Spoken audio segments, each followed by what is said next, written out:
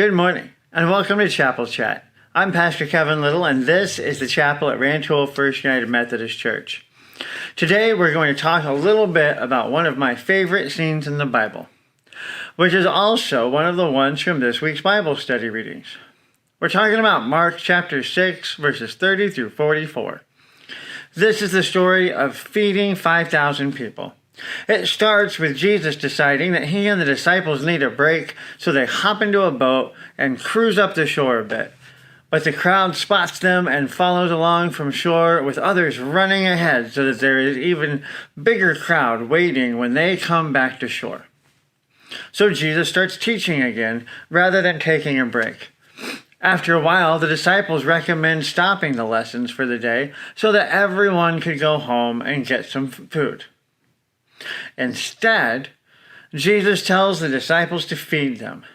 Now, the disciples aren't thrilled with this idea because they're estimating that it would cost 200 denarii to do so. Now, 1 denarius was a single day's wage. So if we figure an 8-hour day at $10 an hour, 1 denarius would be the equivalent of $80. And at that rate, 200 denarii would be $16,000. Holy cow, that's expensive. But this also helps us to understand how many people we're talking about. That 5,000 doesn't include women or children, which would have accompanied the men that were present. And most scholars are comfortable estimating that there would have been 10,000 people there. Now at that rate, it's only costing $1.60 to feed each person. So everyone in the crowd could have had a hamburger and half of a small fry at McDonald's from the dollar menu. Now anyhow, the disciples were only thinking about the negatives in what Jesus is telling them to do. They're focused on the cost of doing something. They're focused on the fact that these people clearly hadn't planned well when they left their homes without food. They're also thinking that this isn't their problem to make sure that these people are fed. And all of those things are correct. It is expensive. It is their own fault for leaving home without food that day. It isn't the disciples' responsibility to feed them. And yet Jesus isn't satisfied with that answer. So Jesus takes matters into his own hands, literally, and starts breaking off pieces of the 5 loaves of bread and 2 fish that the disciples had gathered up and passing them out. Now somehow, it's enough to feed the entire crowd. And instead of a hamburger and half of a small fry, Jesus provides a large quarter-pounder meal with fries and a drink. Everything they needed. Alright, so before we go any farther, I do have some pictures to show as well. The first picture here is the coastline of the Sea of Galilee, which is actually pretty close to where Jesus and the disciples would have parked the boat. This is in an area known as Tabgha, which is close to where the location of the feeding of the 5,000 is believed to have happened. Now this picture is of the altar, which is inside the church that has been built on the site where the 5,000 were fed. More specifically, the stone that you see here with the light on it is where Jesus divided the loaves and the fish.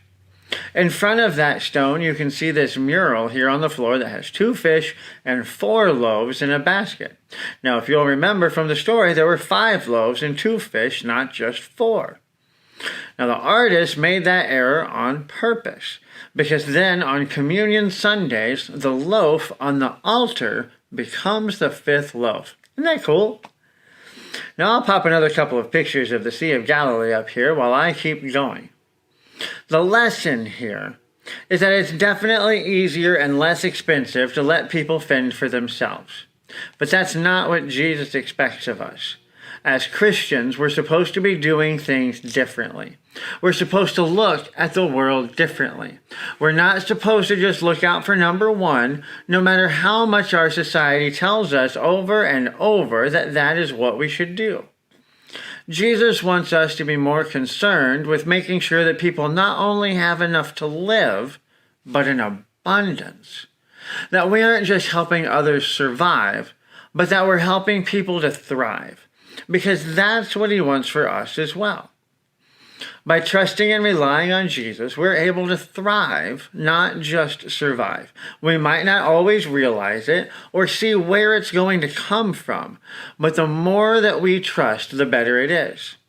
The crowd followed Jesus without knowing what was going to happen, when they'd have a chance to eat, or even where they might get food from. They just followed, desperate for more of what Jesus was teaching, and he repaid that faith with a lesson in grace and charity. Thanks for joining me for another Chapel Chat. We'll see you here in the chapel again next week. Have a great week.